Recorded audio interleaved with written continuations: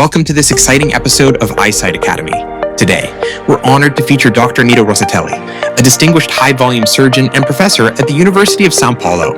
Since 1998, he has performed thousands of surgeries across more than 12 Brazilian states.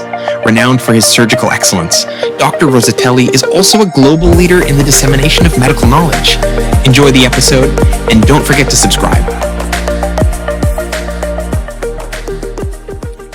First of all, thank you very much for being here. Before diving into ophthalmology topics, I will start maybe asking some other questions.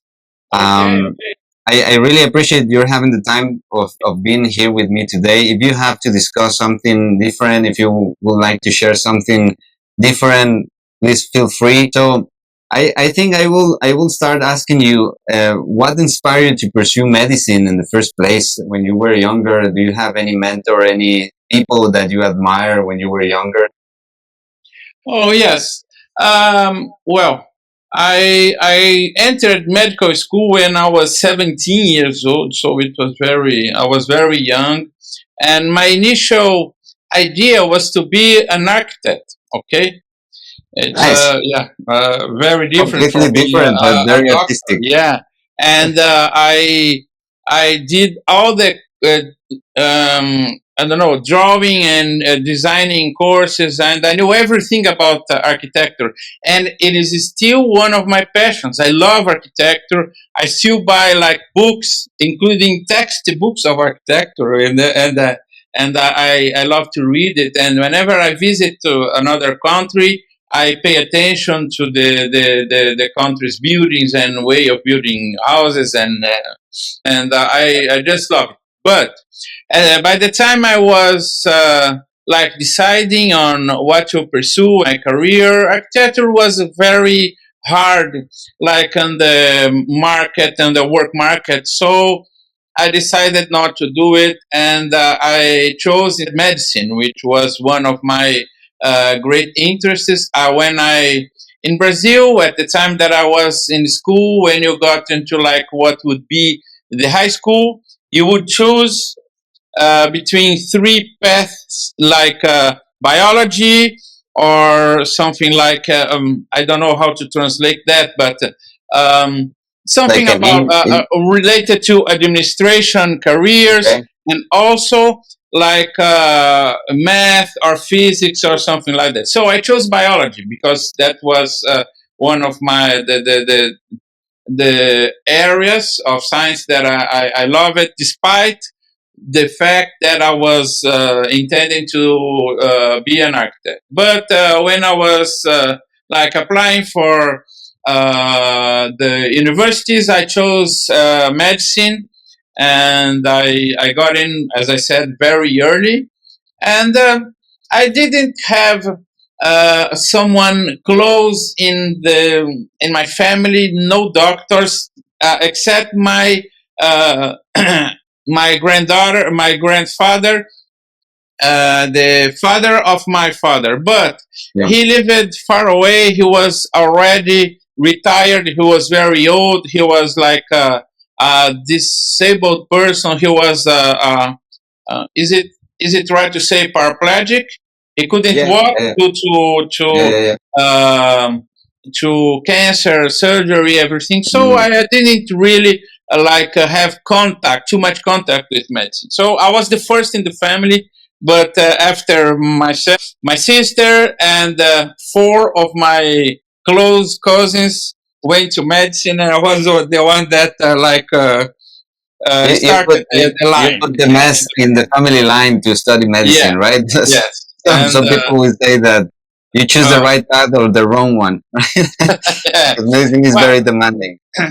and we in Brazil, medical school is 6 years of 6 years of medical school, and by the fourth year, I had already decided that I wanted to be an ophthalmologist and started to follow the ophthalmology department in my free time, which was a few. But by the time I got in, I entered the residency program. I already knew how to do refraction and ocular examination and everything. So I Wow. started early, very early in the ophthalmology. This was in 1980. Like I started residency in 1987, and at that time it was only 2 years of residency. There was some areas like um, um cornea or strabismus where you had a third year of residency, but mostly when you finished the second year you were general ophthalmologist. Okay, this was like almost 40 years ago, and but I really think that I got into the right area of medicine because I maybe ophthalmology is the one that mostly approaches like something more exact, like math and physics, which I More love it. precise. So Yeah. it's like mm, of course, it's an area of biology, but you have some um, aspects that don't know approximates it like a little to an engineering career. So Yeah. even more now, you have to understand high optical physics and everything. So Yeah. And a lot of yeah, numbers. I feel uh, very at home and fulfilled in my career, and especially being a surgeon.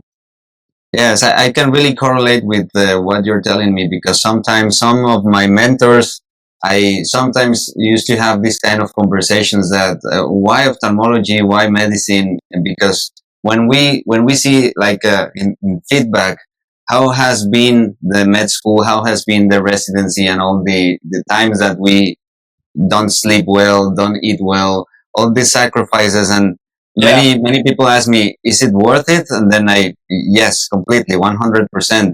But I can correlate with your ideas of this creativity in this other portion of your motive to go to ophthalmology, like the yeah. architecture. It happens to me a little bit because I want to be a cinematographer Oh yeah, and taking films and all this stuff. And if someone will ask me why I choose ophthalmology, I will say that because it's very visual, it's very it's very precise in this manner to obtain images and how the eye works. And I yeah, can correlate with your experience, like architecture, yeah. ophthalmology is kind of precise. It's kind of an art. And when I see your videos with the intro of every video in your YouTube channel, it looks like a Da Vinci painting before No. starting the videos. Oh, I can tell you something interesting about the videos and everything. When I was a teenager, okay, like 14, 15 years old, I was a DJ, okay? It was disco time, disco era Wow. in the 70s, like 77, 78, Yeah. and I and two friends, we had like a small, we were teenagers, okay, but we have a small, I don't know, firm, I don't know. We have all the sound equipment and lighting equipment, and by that time, there were very big parties in the city that I lived. It was in São Paulo, like 200, 300 people, and it was music and dancing was like something that all parties had. And Like there the were carnival very also, right? few, yeah, there were very few companies, or I don't know, that could provide that, and so we provided sound and music and everything. And I was the one that was responsible for recording, editing, getting new music. Like at the time, we used the vinyl. Of course, we had cassette, okay, Yeah. the Yeah. Yeah. small Yeah. cassette, but we mostly bought music in vinyl records. Yeah, in the It big was ones. not easy to get new music, okay? So I had some friends in some radios that would borrow me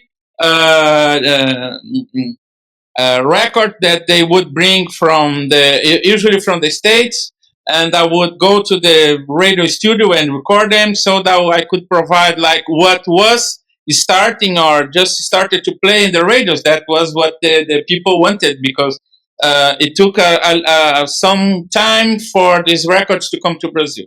So we were very successful, and I love it doing that.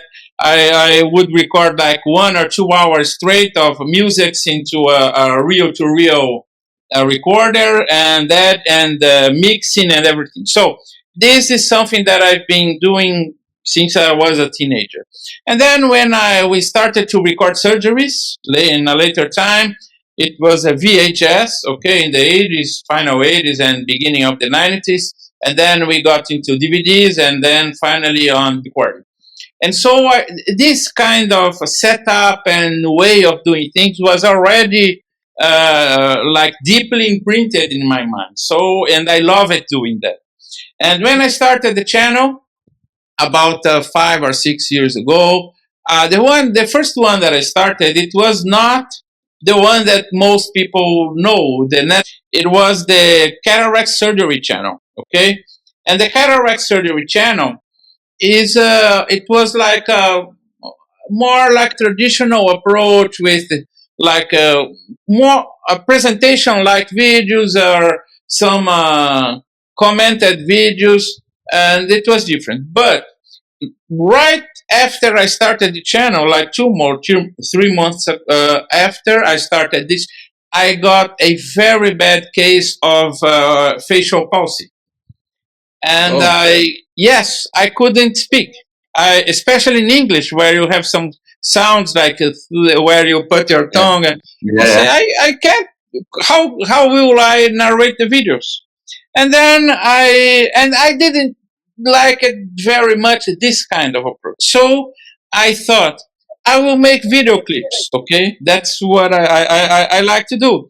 And then I got into the idea of making the phaco clips. The surgery would be like a video clip with music and no talking. That's the way I like to do it. Okay, and people liked it, but most people have no idea how laborious this is. Yeah. Yeah. I usually take some 30 to 40 minutes to edit the video, the image, okay? And around 3 hours to get the sound Perfectly fine. Like, perfect, everything because I balanced. must choose the music that fits the video, and then I edit. Usually, I use electronic music because it's easy to edit. Okay, you can splice it and you can add or subtract some some parts, and it goes like smoothly because it's an electronic made sound, not like some traditional music where it's very difficult to do it. And then I edit the video back so that some steps of the surgery start when the music changes and everything. This takes a huge amount of time, and but the result is usually like amazing because some videos, some surgeries, I record them and then I say, oh, this is not, I didn't like this surgery very much. I don't know. It's like a so-so, but I'll try. And then I start editing, and when I add the music and when I get it right, it's amazing because the whole experience is transformed. And people that hear or watch the videos don't notice that because it's really made to be an experience. Of course, I'm not comparing that, but like in a movie, when the filmmakers in Hollywood and the editors, this is like most important to get the mood of the video and everything. So when you get it right, no one notices that. It becomes a fluid experience, and that's what I like it. But there are some problems because there are so many comments asking about what I was doing that. So, and I really didn't want to like put I hate the captions and I hate commenting the videos. I like to put just the music. But I must do it because I must put especially the captions so people can understand what I'm doing and that I can explain what it. But if I had it my way, I wouldn't put anything but the music. The Yeah, music and the video. Yeah, yeah, yeah. It's simple but beautiful. yeah. Um, well, but I think that I honestly have to say that when I see your videos, I really enjoy your surgical technique because it looks very fluent, very easy to do. Honestly, but it's not so Yeah. easy. So No. I think that you have the honor and the opportunity to do it like that because you only I mean, putting myself into comparison, I'm not so skillful right now. I need to learn a lot of new techniques, a lot of things, and I'm eager to do more surgeries and more stuffs every day. And I usually do some videos, but I try to narrate the videos and it takes a lot of time. So now Yeah. I think I'm going to change the approach maybe to just the music and do short videos. I think it's easier. Okay. Yes, but I people usually comment about, oh, the surgeries go so smoothly and everything is beautiful. This, like most of my channels videos, are like the surgeries are made uh, thinking like I will record that for the channel.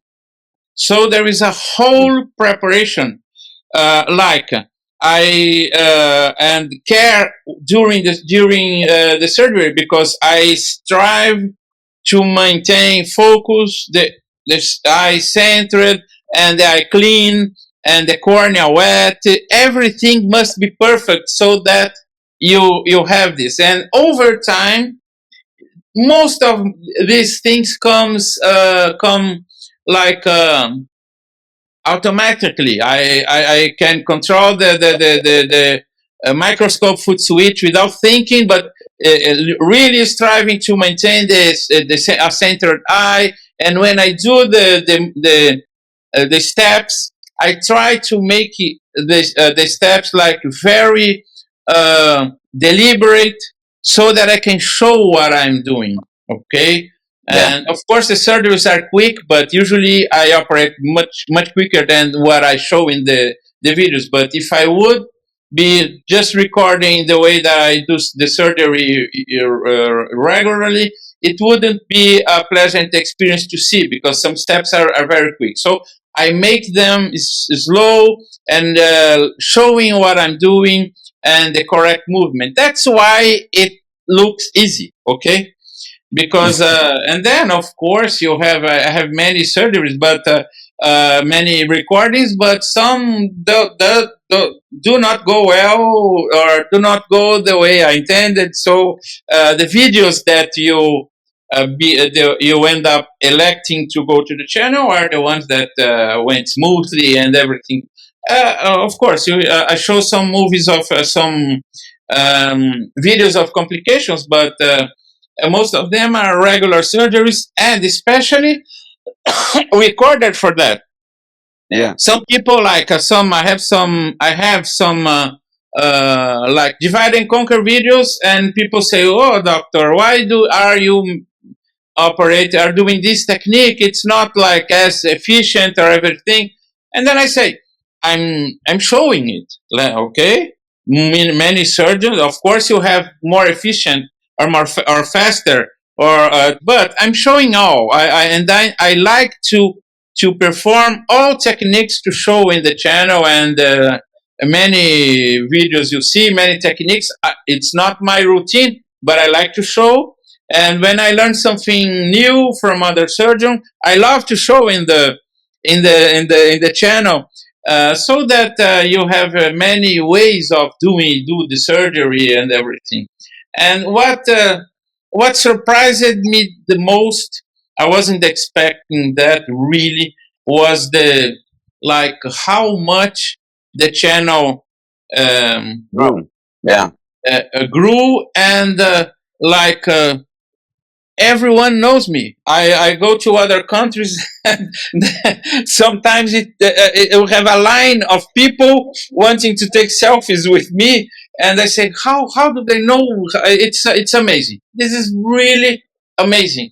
And of course, the channel is so that the videos They take a lot of time. I do it all by myself. Okay, I do all the editing, everything. I don't have any help on that, so it's not easy. That's why I don't upload as frequently as I wish it. I wish I could upload like at least one new video each week. In the beginning, I was able to do that, but as I go to many meetings, many congresses all over the world.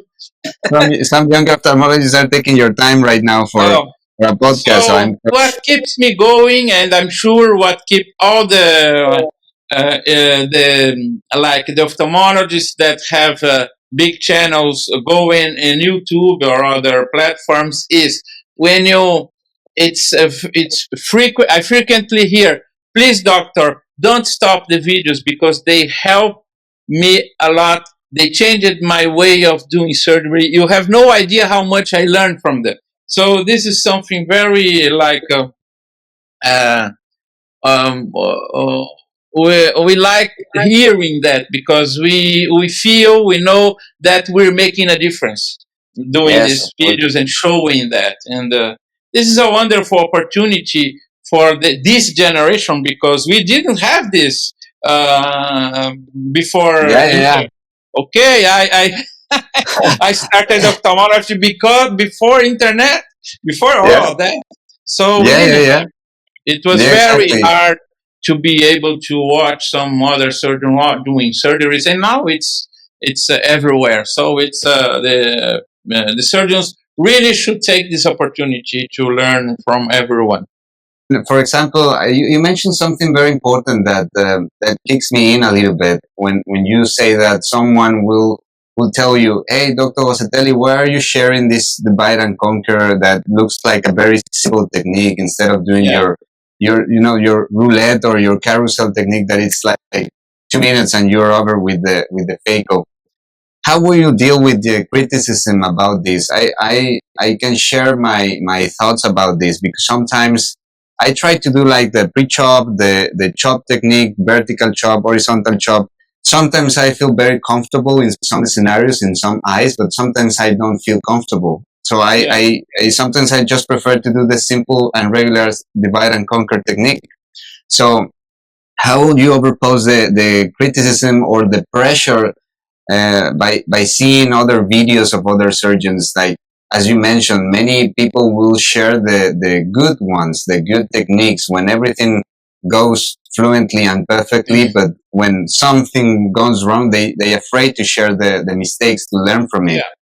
So how would you overpose this criticism? Because sometimes I feel pressure that I feel bad surgeon sometimes when I prefer to do divide and conquer instead of going straight forward to Faco chop. No, don't You don't know? feel like that because if you talk to many very experienced surgeons, I think all of them will say I use every technique that I have available, and I use divide and conquer and stop and shop a lot. In difficult or some specific situations, that's the way you should go. Yeah? Yeah. So it's most important. This is one of the so taking the opportunity. One of the most important advices that I would give here: learn the most techniques you can because you will use them. Of course, some techniques are not suitable for all cases, okay, but in some specific situations they are the best approach. Even Yeah. manual cataract surgery, Yeah. like SICS, where what we see like small incision, it's Yeah. like a misnomer. It's not small incision, but small incision cataract surgery has a big place in cataract surgery today and will have it ever because in some situations that's the best technique and Yeah. the only safe technique. So even that, and I really feel sorry for the surgeons that don't get the opportunity to learn manual surgery in the residency. I think it's most important. So Yeah, in many uh, places they are not teaching us yes, the manual and small incision cataract. of course, I see young surgeons want to go straight to like phaco chop or direct chop. It's the same, but and don't learn trenching techniques like the divide and conquer or stop and chop in the proper way. And these are very valuable techniques. And if I can say, if there is one phaco technique that would serve for all cases, it will be stop and chop. Yeah, Stop and chop you can almost all cases. yeah, Just giving an example. So, and definitely. it's I don't know. At first, I was not expecting that, but when sometimes I perform some really amazing surgery with some difficult technique and some like a very elaborated approach to something, and then I upload the video and it's like very uh, it Yeah, gets no interest. But yeah, if I upload Faco Chop for beginners, it's like it's everyone become will see viral it. because Yeah, people want to see, and I really get this kind of request. Please, doctor, show simple techniques, show videos of simple techniques so that we can do. Because some things most surgeons don't do it. Né? So yeah, IOL exchange or some approach to zonular compromised eyes and everything. Most surgeons don't do want to do a yeah, surgery like that. So everyone, but everyone likes to see a simple or easy technique. So yeah, exactly.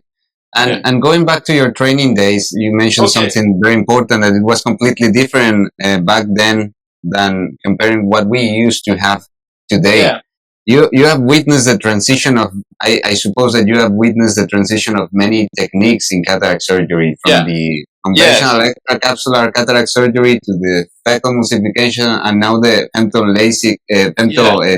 second laser assisted cataract surgery.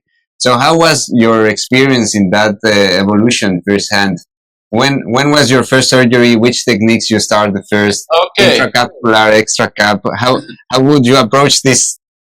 This follow up of events during your Yes. formation as an Well, ophthalmologist. every time that we have a major like change in the technique, it's not easy, especially for surgeons that are like already outside the training period, like they are in their private practice, or they've done their residency many years back, and it's very difficult to learn to train in a new technique and everything. So when I did my residency, the current technique was extracapsular cataract surgery, limbo incision. Okay, but we had in my residency many patients that were aphakic in NY that had intracapsular cataract surgery, and then and we sometimes we didn't have IOLs for everyone. Okay, it was like my residence was in a public hospital, a very big one, but sometimes we didn't have, and so these patients that were aphakic in NY, I had the opportunity to do intracapsular cataract surgery in the other one. So I even did intracapsular cataract surgery. And right after I finished my residency, I started to perform extracapsular cataract surgery, but through scleral incision. Okay, a Hmm. small scleral incision, like 6 millimeter, and doing nuclear fragmentation inside the eye. And so I would divide the nucleus in two or three, depending on the hardness, and take it out. And in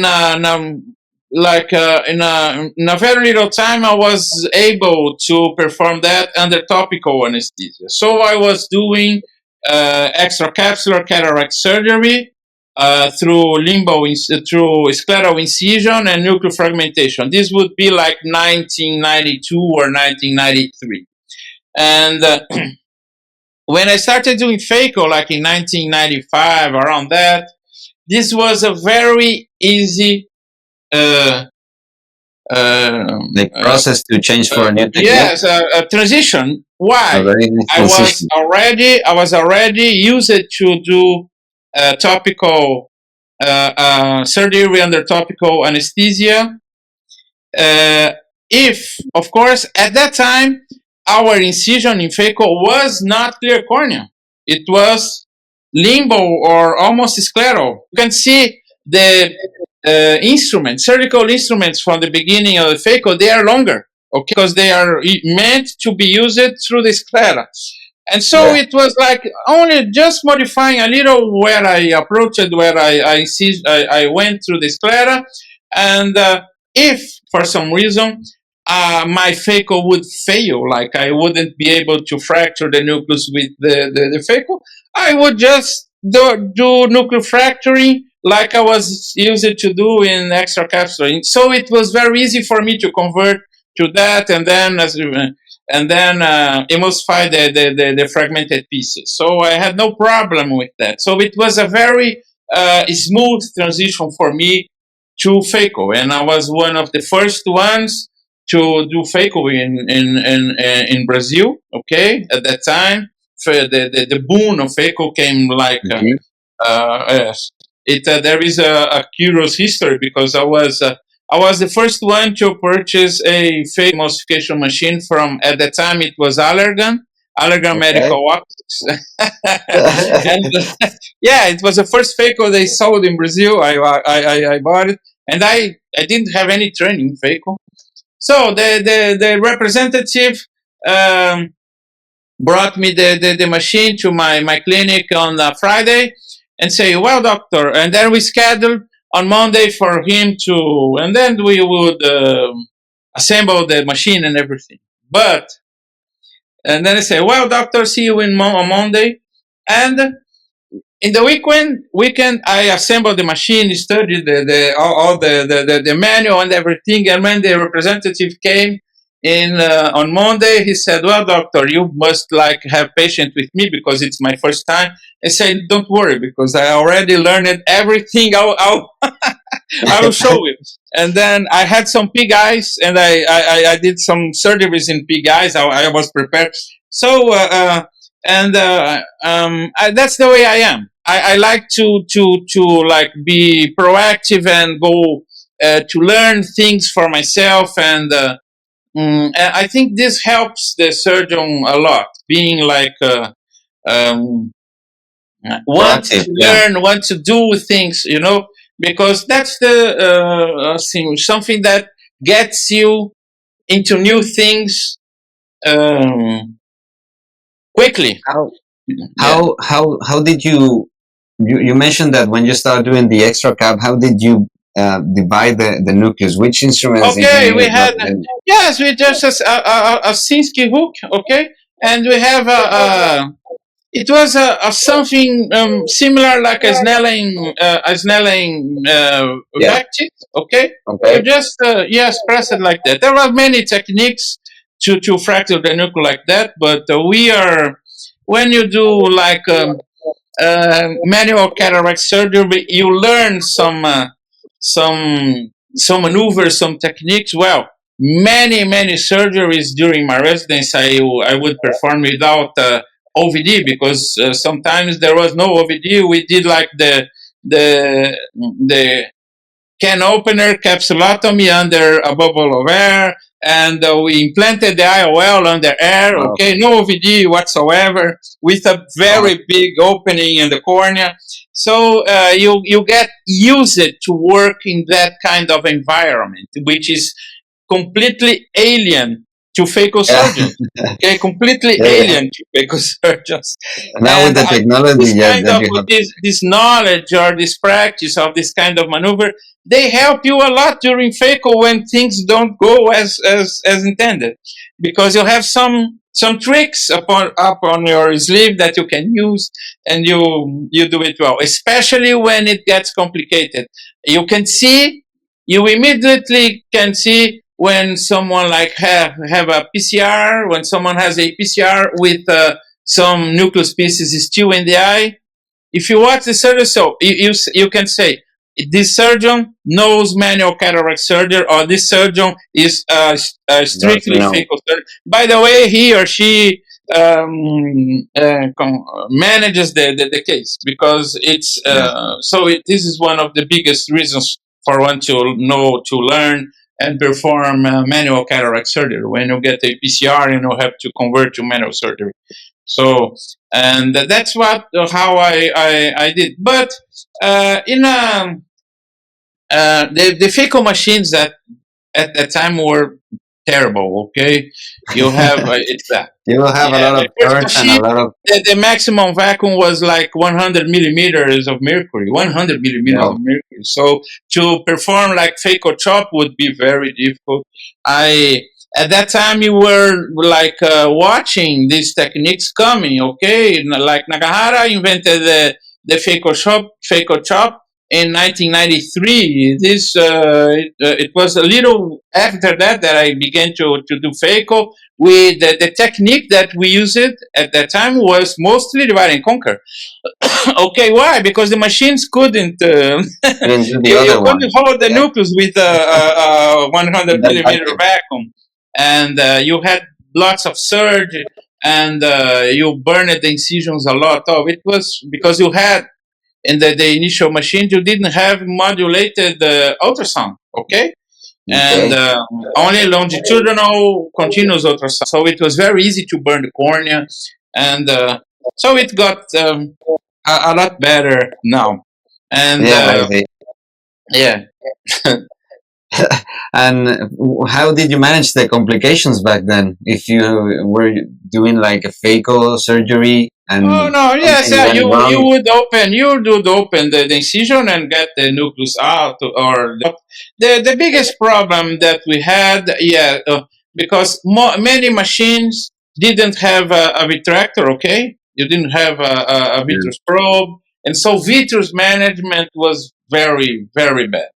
And even like retinal surgery at that time was like comparing to what we do today in retina, it was in the Stone Age. Okay, and yeah, so these were difficult times. If you had a complications, it was very serious. Today you have many the resolution. Even if you drop a nucleus, everything, it can go, you can have a good result. At that time it was not that easy. You have very big problems when that happened. So it also uh, went parallel with the visual systems that you have today, right? Nothing comparing to what you used to have back then in the yeah, microscope that what you have today, yes, like yeah, 3D yeah, view and all that stuff that we are yeah. sometimes using to operate. And so here is it's okay. I'll give you an example. Some techniques or some things that we did 20, 30 years ago. Now you watch and say, how could young surgeons seeing that say, how could they do that? Yeah, And I say, so learn from it, because 30 years from now, people will be watching your surgery and you will say, how could they do that? That's the way medicine evolves. We see, yeah, we look like things from many years ago. We don't have the perspective that that's what we had. We didn't have yeah, the knowledge. We didn't have the techniques. We didn't have the equipment to do it the way we do now. And surely what we do now will be seen as ancient and yeah, not appropriate in a few years. And yeah, this sure. goes like at a faster pace, I think. So, Today, Dr. Rosatelli, what does a typical day in your clinical and surgical life look like now, today, nowadays? What do you okay, do every day in your clinic? You okay. how do you spend your I time? just do surgeries. Okay, it's been like I had my private practice for 28 years. Okay, and I worked solo. Okay, so just me. And in the last 15 years of my practice, I was doing only like cataract case. It was I began to to over specialize just in cataract surgery. And simultaneously, like from 25 years ago up until now, I was doing cataract surgery for the public health system in Brazil, high volume cataract surgery. And it like 6 or 7 years ago, it was impossible to maintain both practice because I would stay doing surgeries in the public health system a long time outside home, and then when I came home, I would stay just for 5 or 6 days. That's what I had, like 3 days of practice in my private clinic, and I hated it. I really didn't like it, and the patients. I don't know. There is no comparison with the fulfillment and sensation of accomplishment when you do high volume cataract surgery for poor people, because you see the result of your work in a tremendous way. Because I would go out like for 10 days or 15 days and do like 1,000 or 1,200 cataract surgeries in one city. And when I was going out at night to have some lunch or to have dinner, I would see lots of patients with the we give some dark glasses to protect, just to for the patient to not touch their eye, and so. And then you see, and you see that you really made a difference. But in my clinic, of course, it was the complete opposite, because it was only high paying I don't know how to say that, top dollar paying patients, and very boring, very demanding. And I usually as I was like a reference in cataract surgery, I would see many patients that came from other colleagues to be evaluated in difficult cases, and I really didn't like it. So when one day when I came back home at like 8 p.m., my wife said, "Neto, are you sure you're happy doing that? Because no one can stand you when you go home after the clinic." And then I sat on the sofa in my living for 15 minutes, and I got my phone and I phoned my secretary that had been with me for 28 years. Okay, since the beginning of my, and I said, "Christina, we are closed as today." And she said, "Doctor, are you crazy?" I said, "No, I'm not. Patients, tomorrow, patients scheduled for tomorrow. We will rearrange them for colleagues." That's how I stopped my private practice. And on the next day, it was like a huge weight had was taken off my back, because I wasn't liking the way I was working in my clinic. I really didn't. And on the other side, I love it doing surgeries. I still love.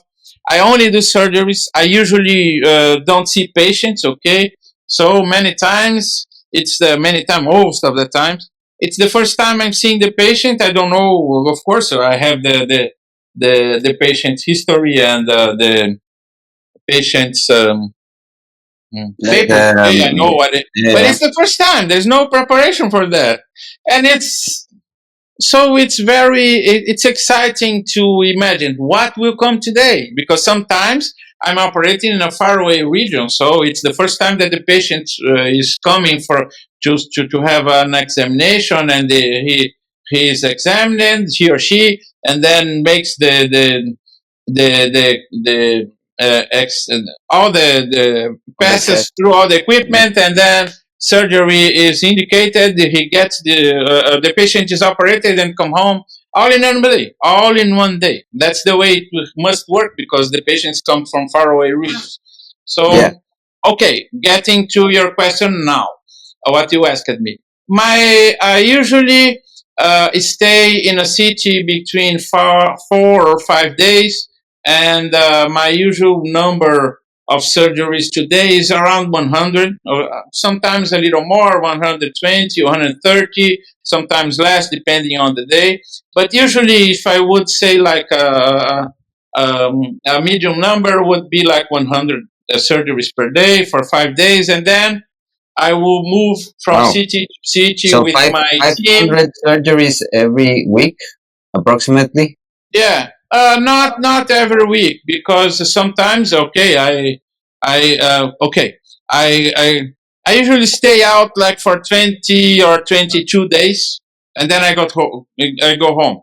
Sometimes I stay longer, like 40 days straight. So it varies a little. But if you would say like and of course I don't operate all days, but usually I do like around 14 to 1500 surgeries per month. Okay, that's Wow. medium. I use it to do much more. Before COVID, I I stood out more, and I was working with surgical tables. Okay, and like an average number of surgeries. I did this on the last year before COVID. The average number of surgeries per day was 175, 74. This was average. Okay, it was common to reach 200, and of course less than that, but usually it would be, in these years it will be like 21, 22,000 surgeries per year. Okay, Wow. but this is brutal. This is it's I was getting, I don't know how to say, I was getting, my health wasn't Yeah. yeah, it's brutal. And then came two things that changed everything. One was COVID, when we were not able to get the patients, like two patients in the same room and everything. So we got the number down a lot, and we did the social separation and everything. And then I Ingenuity came out, and Ingenuity was a game changer for me, for the ergonomics and the comfort doing surgery and everything. And so, with the Ingenuity system, it's not practical to have two tables operating two Yeah. tables. And I really don't think that doing this volume per day is is feasible. It's too much. It Yeah. requires it's too much for the surgeon, too much for the team, and so doing what I do now, it's much better. I think there is no reason to go beyond that, although possible, even with quality. It's too much. So nowadays I do like that, and so after COVID, I remained on this setup, okay, and I diminished the new number of surgeries that I do including every month. Nowadays, it's usually like 1,000 surgeries per month. It would be like an average, okay. It's still a lot, but Wow. Yeah. It's a it's lot. more, yeah. And so my typical day when I start surgical day, I usually wake up at 7:30 a.m. Patients are at the hospital or at the clinic at 6 a.m. start to come, but they have a big workup. Okay, they are examined. They make all the examinations in the in the equipment, Yeah. so they will be somewhat ready at 8:30. And so I usually start surgeries at 8:30 a.m. Go up until noon, okay, and have a small break at 10 or 10:30.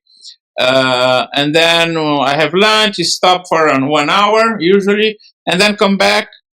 And usually we finish, but it varies a lot, around 6 p.m. Sometimes you go much longer, depending on what we have, because in some places we can't plan, like some difficult cases. IOL exchange or secondary IOL implantation without support, traumatic cataracts, and go on. So these goals, all these cases are performed together with the routine cases. So it requires a lot of planning during the day on when to put these cases so that it doesn't mess us up the schedule and the Yeah. flow, the patient flow.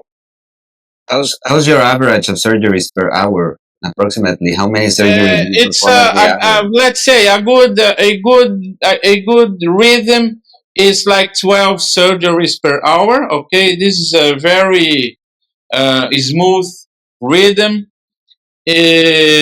But it's possible with this setup that I have right now. If I don't have like difficult cases or hard cases, up to 20 cases per hour. But it's not. Easy. This requires the team to speed up things. But it's to achieve that you must have the patient flow perfectly going. This is the Just stay on difficult. time. Patients dilated, prepared, and everything. So a good rhythm is like 12 to 13 patients per hour. And this is very consistent. It's impressive because Yeah. most of the surgeries are like with the same technique. They spin, they wedge, and they take like 2.5 minutes, varying 15 seconds more or 15 seconds less. It's impressive. If you see the videos, it's Yeah. just like that. And then I can tell the time by the number of surgeries or how I feel. It's impressive. All the team can, because Yeah. it's Yeah. almost always the same. This is good, of course, but we have some surgeries that take much Much longer. longer, much Yeah, longer. and do you still been anxious or nervous sometimes before starting any surgery, or you just go with Um, the flow of every surgery okay, that goes into the OR? it's not common. It's not common for me to operate children, but Mhm. hands down, doing surgery in children is the most challenging thing I usually face. When you get to some like after you have some experience, you say you don't have difficult surgeries, you have difficult patients. Yeah, So sometimes a grade one cataract with a well dilated big eye, the patient gives you a lot of right. trouble, doesn't Yeah, cooperate, and everything. The surgery is very difficult, and sometimes you have a 100-year-old lady with very small eye, very hard cataract. It goes like that in 3.5 minutes. So this is one of the most difficult aspects of phaco surgery. Usually, you can predict which surgery will be easy, which surgery will be difficult, but not always. So for beginner surgeons, sometimes they like try to do I don't know, to choose patients that are in the beginning of their career that are more easy, but it's not that predictable. So this is difficult. But yeah, really, when I don't usually perform congenital cataract surgery. Usually, when I'm a far away region where there is no way this patient will get help, because in hmm, some places there is no option. And some things that I do in the channel, I show in the videos, people don't understand why, the reason. Because you must resolve the case in that, like when I do the extreme posterior capsule polishing, when I do posterior capsule peeling, they say, oh, this is dangerous. Why not do YAG laser? These you don't have a patients second won't chance. have the opportunity to do YAG laser. Mm, That's when you know. that's right. So Yeah, yeah, posterior capsulorhexis, planned posterior capsulorhexis is common for me because I know this patient won't come back, won't have the so and okay. And then I do so like a congenital cataract surgery eventually. But it's common for me to do cataract surgery in 4 or 5 year old children with traumatic cataracts, and it's I think it's a huge responsibility because These are the cases that I like. You prefer not to do it if you have the chance. No, I I no, I like doing it, but these are cases that I really feel that I of course you feel that you should do your best in every case, but these cases I Yeah. really strive to do most perfect because it must. So children are special patients, okay, and it's very rewarding to see the result when can imagine you have a son or a daughter that has some eye issue. It must be like a something in the parents' mind that it's very Yeah. tough. And when you see their happiness and their thankfulness for what you have done, and so it's very rewarding. It's worth it. So Yes, of yeah, course. but these are the cases that. But I think there is another situation that the eye that I fear the most are very small eyes, like microphthalmos or non-ophthalmos. This can be very challenging surgeries. I don't Because of mind the risk or bigger because of the cataracts. I technique? don't mind loose zones, but very small eyes are. This I would like to avoid if possible because it's not really not easy to do surgery in these eyes. And many surgeons don't pay attention. Even if the IOL is like 30 or reaches 32, they don't perceive that sometimes the eye is like 18 millimeters in the axial length. And if they don't take care, they are going to have problems. And What kind do you advise to having these small eyes? okay, Um, it goes like in it depends on the eye, but usually up to 21 millimeters, you don't change anything. Um, Below that, there are many techniques or many maneuvers that you can employ. I think the most employed one is when you have a small segment. Okay, in small eyes you have two types. You have an eye that has a small segment also, and you have eyes that have normal anterior segment. These are easier. okay. But the ones that have small anterior segment, you have a very shallow anterior chamber, and sometimes you need to do one of the things that you can do is to, of course, to prepare with mannitol and everything. The patient under 21 millimeters of axial length. I prefer to do it under general anesthesia. These patients Okay. are prone to have choroidal effusion or even suprachoroidal hemorrhage, and so you must control the blood pressure absolutely. So I prefer to perform this under general anesthesia. Sometimes I do like a pars plana vitrectomy, just a little, just to get the anterior chamber more to deepen the anterior chamber. In smaller eyes, I sometimes like 17 millimeters or less. I perform my scleral window to allow for to diminish the chance of choroidal effusion. Sometimes I do the irido, zonulo, hyaloid vitrectomy, okay, Okay. which you transform the eye into one single compartment, and then you avoid malignant glaucoma in the postoperative period. So, but this is like one case. Each case you must evaluate. When you perform a pars plana vitrectomy in a small eye, you must be attentive because sometimes the pars plana is not at 4 millimeters from the limbus. It's like a 2.5. So you must have UBM to know where to enter. So these eyes are very tough to approach and Understood. Yeah. Um, one of the Probably one of the final questions, not the final one, but I don't want to take more of your time. I No, really, you can. I'm really enjoying I this chat. I will be I will be home. This is very rare for me.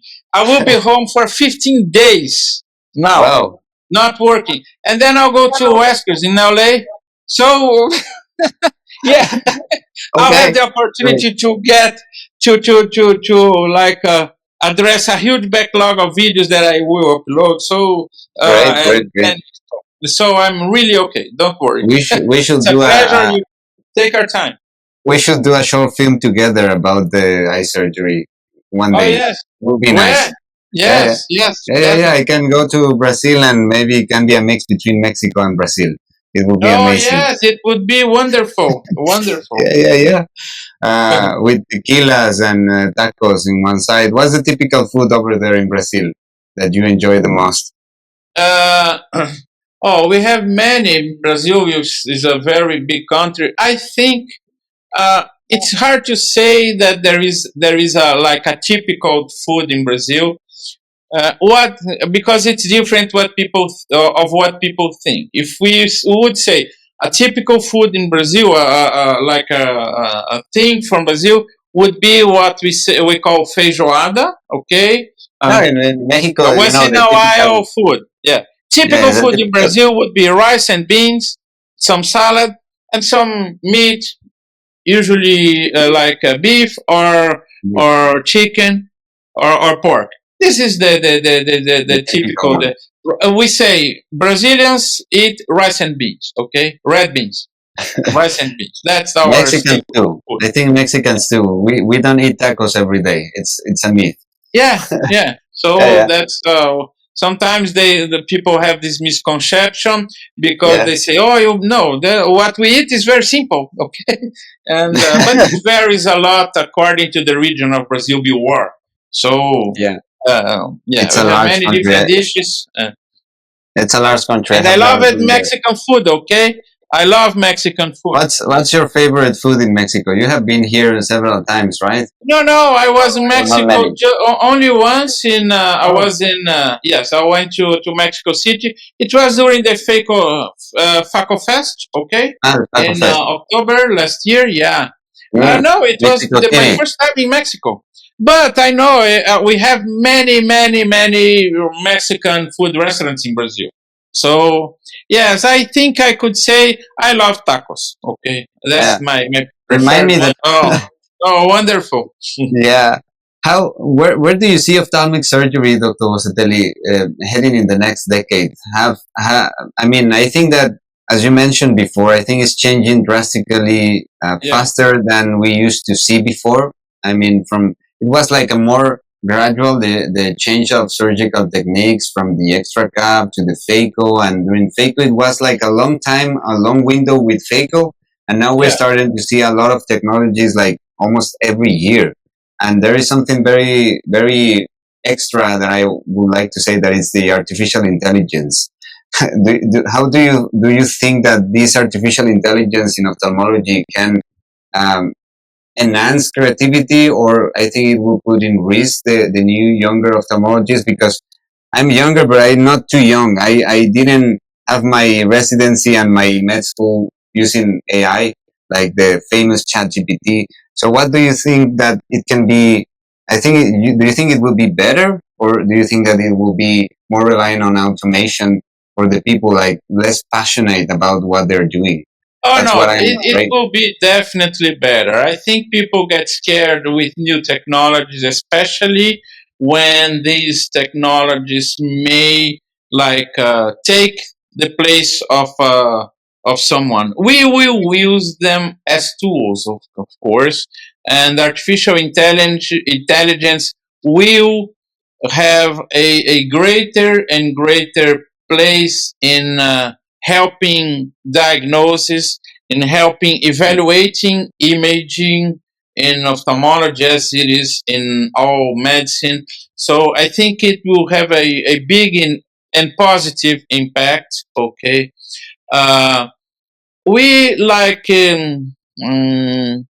okay, sometimes you see some technology and say, oh, you will not, you will not, how can I say? Okay, I saw the emergency of electronic calculators. Okay, Yeah. when I was in school, there were no electronic calculators. This came like in the beginning, the initial 70s. I remember my father was an engineer and he got a Toshiba calculator. It was relatively small, but it have all Yeah. the only the four basic operations and square root. Okay, Yeah. this cost like I think $2,000 at the time. It was in $2,000 in the beginning of 70s was That's too much. something. Yeah, I remember, and I saw, and I learned with my father to use I don't know how you say you use the rule to make.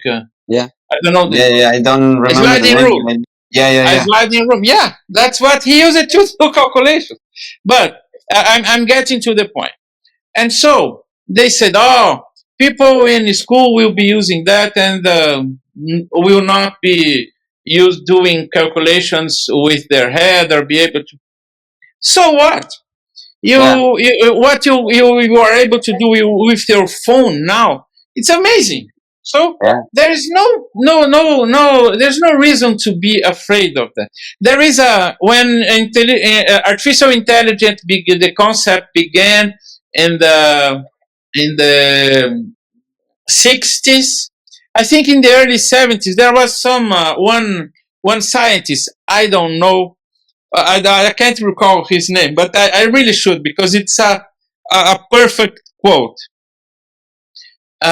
He said, "We don't have to be afraid of artificial intelligence. What we really should be afraid is of natural stupidity of people." And Yeah. this is very true. Yeah. That's the problem. It's not artificial intelligence. So, of course, it can be used for bad things, but we'll sort it out. I'm sure of that. But in our profession, this will be a very um, a potent tool to enhance productivity, enhance safety, and I think it will be really for the good. And so it will like really drastically change many things that we do. And How when do? today sometimes we use some help from artificial Yeah. intelligence to write something better. So and we learn from it. Okay, Yeah. it's an amazing learning tool. You see, wow, this is how I should write an email.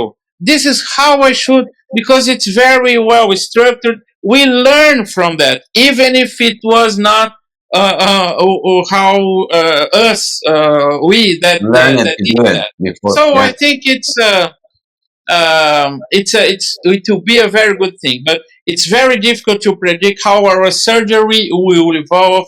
We have tremendous obstacles and challenge in making like a robotic surgery for ophthalmology Yeah. because it's somewhat different. I will make a comparison. Like brain surgery. In brain surgery, you have the patient under general anesthesia, absolutely static. Okay, then you have no movement. It's easier to Yeah. to to to make a robotic Robotic equipment arm or work rotating. in Yeah. this environment. In the eye moves. The patient moves.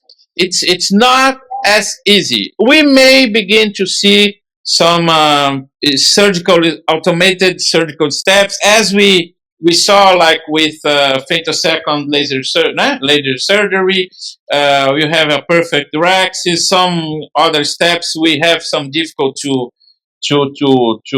make, but I think over time many things will be like more automated and with the help of artificial intelligence, even with augmented reality doing surgery. When you're doing like in a heads up surgery, you will be able to, the artificial intelligence will be able to analyze the eye and help you in many ways, Yeah. suggest the rexes or the incision size according to the patient's corneal topography, or even maybe identify some things that are happening, I don't know, through imaging and analysis. And so I think this will be Could be a coming, great tool. yeah.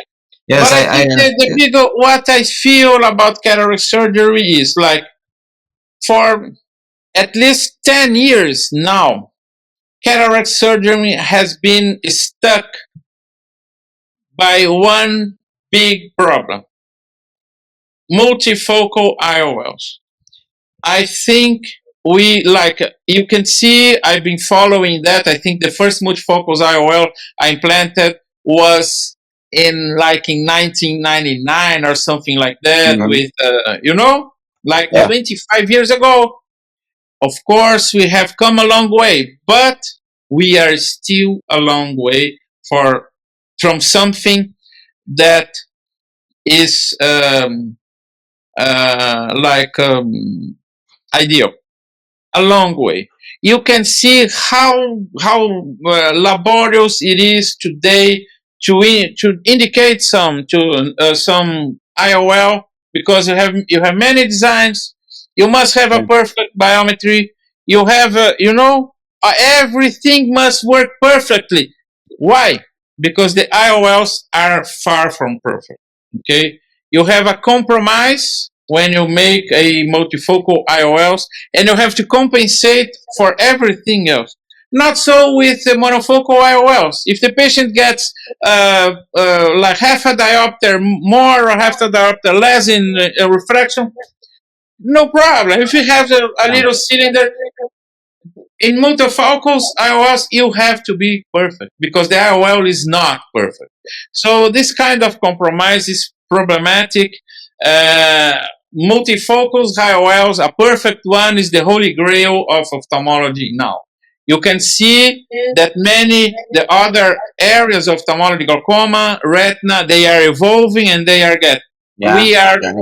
somewhat stuck in what we have in IOLs.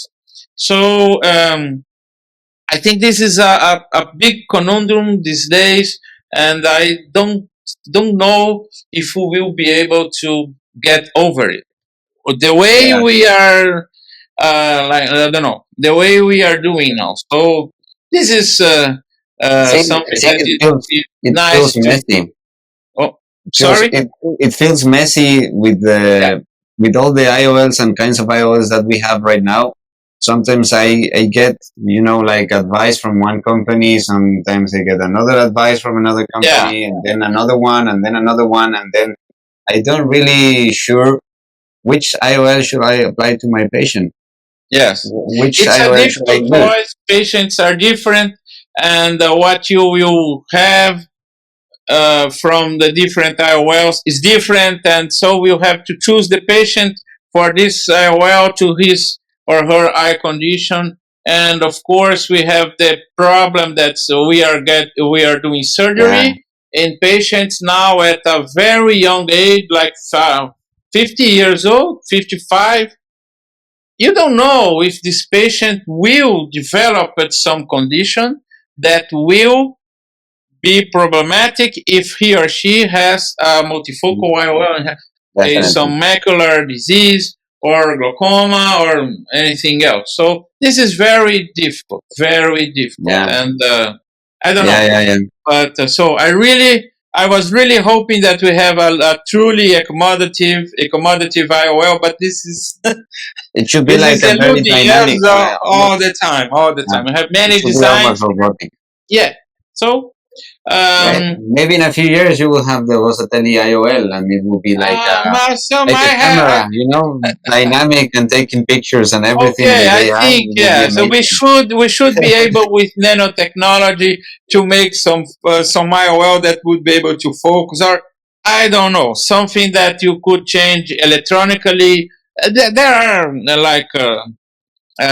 studies and work and research on that, but this is difficult. And of course, one big problem is cost. Yeah. Most of the countries live in a situation that cataract is a public health problem. Okay, you have a huge backlog, so cost is an issue for most of us. Most of Yeah. us. So this is out of reach for like a glaucoma. You have wonderful devices, yeah, but we can't apply them because it's not. Mhm. We can't afford them in the public Yeah. health system, Too and so expensive. it goes for many others. So Yeah. this is difficult. Yeah. Yeah. Some of my mentors once said to me, like, never listen an advice from someone that is in a place where you don't want to be when you get older, or where you will be in that same place. And that's the main reason why I invite you to this session, Oh, because thank I you. want to hear from you, because I really admire where you are and how you have evolved in cataract surgery and how you do your work. So I really appreciate your advice, because I admire where you are, and I really want to be where you are right now, Oh, thank probably you. in the next, I don't know, 20, 30 Thank you. years of my life. So taking that into consideration, what message will you give to young residents or medical students who look up to your journey and aspire to make similar impact like you are doing right now in because probably, as you mentioned, many people doesn't really know the backstage of all the work that you are doing, right? Yeah. Many people doesn't really know, even with the videos you mentioned earlier, like they don't have any idea how many time I need to apply just to make this simple and short video for everyone to watch it. Yes. So I think it also applies with the work that you're doing. Like in the backstage, nobody knows exactly what advice you can give me as a young ophthalmologist, and many other young ophthalmologists that probably will hear this podcast. I hope. Okay. I think, one of the advices that I would give is be patient. Why I'm saying that? We today live in a world where you are able to see what everyone is doing. And I'm not talking exclusively on ophthalmology, of course. You have all the social uh, networks, social mm, everything, Instagram and YouTube and Yeah, everything, where you like the see social what networks. people is doing. And one of the things that I feel I notice in young people is some kind of frustration, because they see people that are like making a ton of money, have everything that they would imagine would be good to have, to achieve and everything. This is just only like very few people achieve that. But the impression that the young people have, I must, I must, I must achieve that too.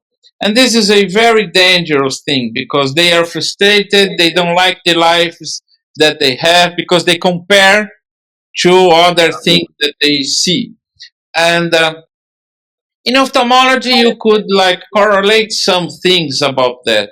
Nothing comes easy. Nothing really comes easy. It's the result of hard work, long work, and many years for you to achieve like a good surgical skill, or to be a good ophthalmologist, to know. So this is not from the one night to the next day. It takes time. So uh, this is like, one must be patient. It's one step at a time. And when doing surgeries, okay, make everyone count. Make everyone count.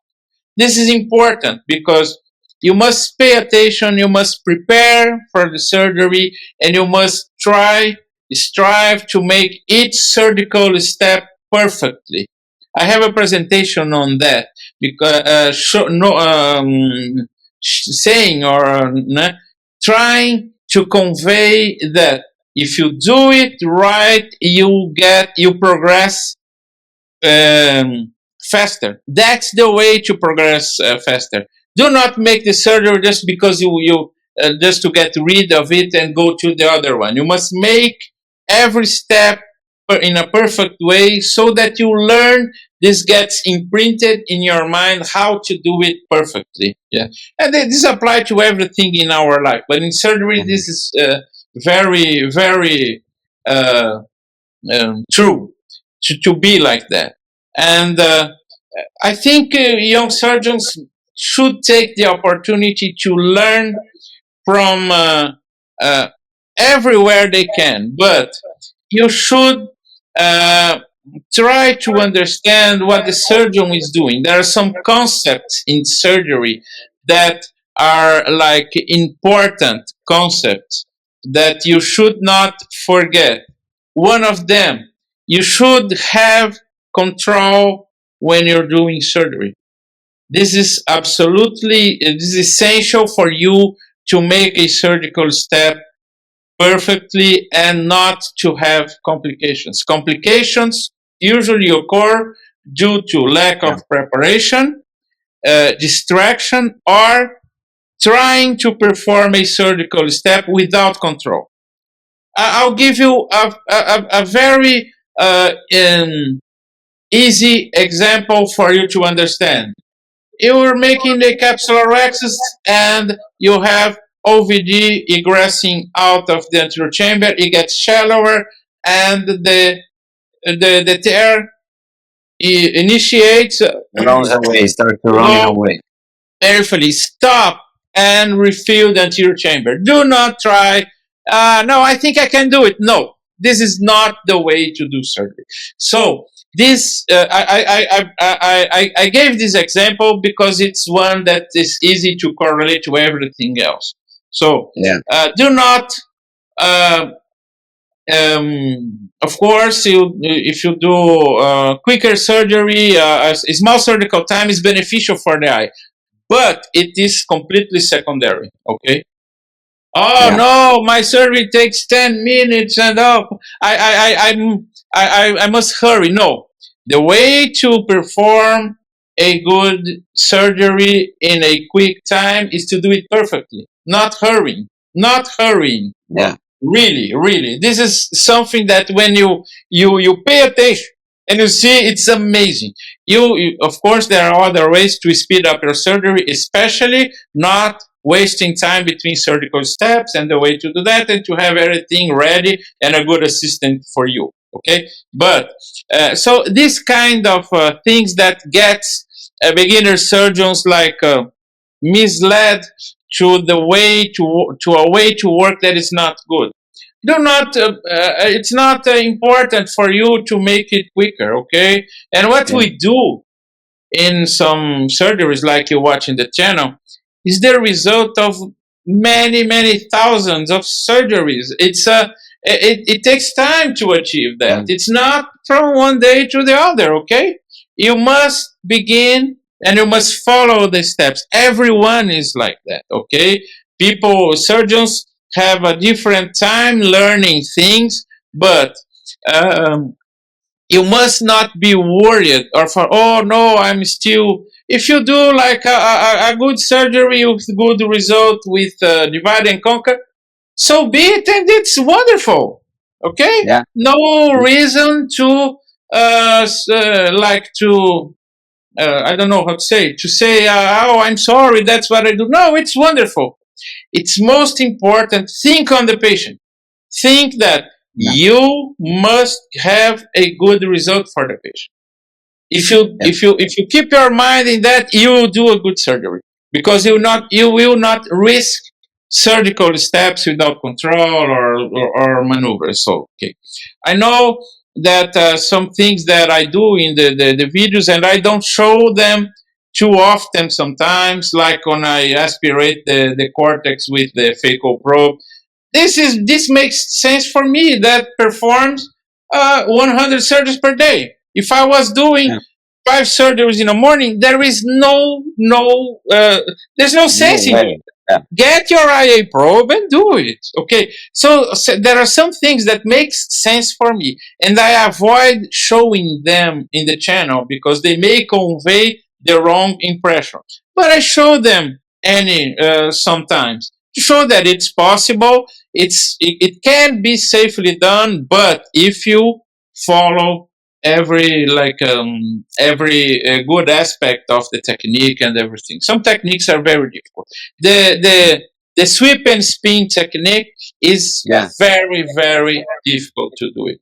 Okay. The roulette, When right? I do it, yes, I can say that I do it in virtually every surgery that I do it, and I've been doing for many, many years. I think 7 times out of 10, it's not as perfectly as I intended. Okay, so only 30% of my sweep and spins come out perfectly. The rest, some cortex remain. The maneuver I couldn't make it. It's difficult. Okay, it's part of the technique. But even when it's not perfect, it helps a lot. And it is like that in many phaco In techniques the also. surgeries. But it requires like um, a strong will to do it every time, perfectly every time. And then after some time, this gets imprinted in your mind, and it's the way you do it, surgery. You don't have to think about it. You do it perfectly. Some things get hardwired in your brain, and you do it like that. So Yeah. I don't Yeah, know yeah, if yeah. it was a Perfect. good advice. One last advice. One last, no, so I don't know. But if I Even were, more than two, if you have. if I were to give only one advice for a beginners, only one. Dilate your patients well. That would be the one. Nothing related to technique. No, dilate your patients well. This is the most frequent mistake or error I see in beginners surgeries. The patient is not well prepared. The pupil comes down, and then and this is the easiest thing to. You just follow Agree. the time. Of course, some patients will not dilate well, but this is a minority. So most of patients you will get a good dilation if you respect technique of medication technique and the time. So this Yeah. is the most important one. Very simple and not glamorous at all, but really true. This is one of the biggest the things that we take more care in my work, and the most experienced person in my team is my wife. Okay, she's my chief nurse. She takes Wow. care of Amazing. everything, but she is the one that takes care of patients' dilation. She's the one that chooses the next patients to come. She's the one that monitors patient dilation. You know, I have my most skilled assistant taking care of pupil dilation, Yeah. just to show how important I think this is.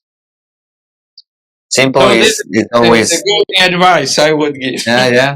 I really appreciate your advice, and I really appreciate how humble you are sharing your Uh, thoughts, your experience with me. Um, Dr. Rosatelli, I don't want to take more of your time, but this has been no, a it's really okay. amazing, Uh, amazing so opportunity for me wonderful. to chat with you. Thank you so much for sharing your journey, your insights, and of course your vision with us. I think we all be so grateful to see this video and rewatch the video many times. This conversation like this is, I think, is what's remind us why we fell in love with ophthalmology. I think that Yeah, there is a path of teaching and learning and sharing, and I think this is the best pearl that I can get to this conversation. like, look, Neto Rosatelli, one of the best ophthalmologists in the world and very world-renowned ophthalmologist, is talking with me, with David Perez. Who's David Perez? And I'm open to like discussing everything and showing. I love it. I love it. I think it's important. I Yeah, think I've had. I think you asked me, but I then it slipped my mind to talk about some mentors that I have. But I think it's something that we experience it ophthalmologists always. We must pass our knowledge yeah, um, to younger generations. We must do it because that's how we learn it. Okay, we didn't yeah, learn everything by ourselves, techniques or knowledge or surgical everything. But and sometimes I think the most important thing that I learned from some mentors or some ophthalmologists that I admired is it's not something ophthalmology related. It's the way to see the patient, is ethics. This is the most important thing because everything comes after that. That's yeah, how you strive. You like you get into your mind how important your work is. Okay, yeah. That's how true. important your work, and you owe that for to the patient. You must do a good job. Okay, you're Yeah, doing that, of course. You work, you need to get money, but you do it for the patient. That's the patient is trusting you, and so yeah, this is important. So I think this is a yeah. message to convey. Yeah, this is why it was pushing boundaries to grow, learn, and innovate, I think. And this is an example of that. You're an example of that. That's why Oh, I thank you. really appreciate your time. I saw in your WhatsApp photo that you have a dog. Yeah, Yeah. Luna. Oh, she's Look, not here now. I want to present, Yoshi. to introduce you someone here that it's all the meeting has been here like doing like this. Oh yeah. My little dog is Lula. His Ah, her Lula. name is Oh Lula, but not from the president of Brazil. I have to yeah, I clarify know. that. Oh this is yeah. this is Lula. Oh, she's beautiful. Her name is Yeah. Lula. Wonderful. Look. Yeah, yeah. I Yeah, think you dogs are know. amazing. Yeah, Yeah, I love dogs, and Luna is the house's queen. yeah, yeah, yeah. She bosses everyone here. She's a Labrador, yeah. She's 10 years old, and Amazing. she was right here when I was. But now I think No, it's she's time. over Oh there. yeah. Oh no, it's time for her to eat. So that's why she's not here. It's okay. Because if No not, she would problem. be here. Yeah. Dr. Rosatelli, once again, thank you very much for your time. I really appreciate this. Um, let's keep in touch together. Maybe we can do and collaborate later on in Oh something different. yes, I'm open, and Not you will. always related to ophthalmology. We can do something else different, like from your artistic view of architecture and editing videos from my passion to photography and all that stuff. We can do maybe Oh something. yes, we definitely should. Yeah, Yeah, yeah, yeah. yeah. Let's make a project together. Yes, of course. Thank you very much. So Have a thank you, good. David, for the kind invitation. It was a pleasure to be here, and I hope some things that I said, I mentioned, can help young surgeons around, and that's why we do that. And so, thank you 100%. again for the opportunity to be here. 100%, Dr. Rosatelli. Thank you very much.